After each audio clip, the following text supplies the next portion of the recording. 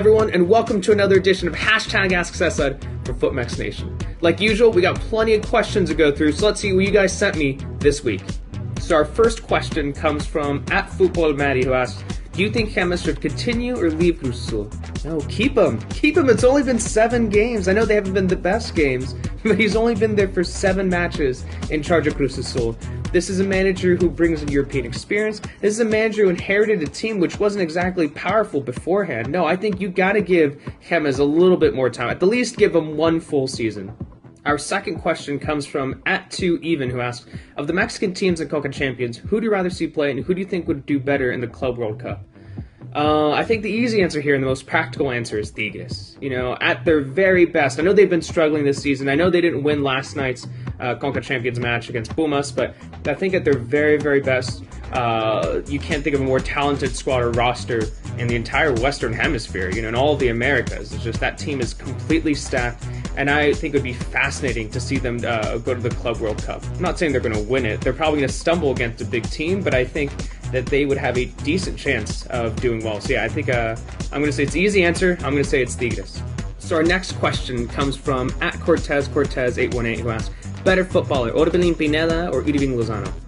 That's a tough question. I'm a fan of both players. I think they're both, the future of the national team. But, I mean, if we had to say one was better than the other, I'm going to say it's Chucky. Chucky has a better attacking prowess. He has a better shooting. He has a better dribbling, the pace. But that's not to discredit Orbelin either. I think he's a fantastic player. I think he's a fantastic central midfielder with great vision, great passing abilities. But if we had to say one was better than the other, then yeah, I'm going to say that's Chucky Lozano. So our next question comes from @LaPaz1993, who asks, do you think Chivas can take the league this year?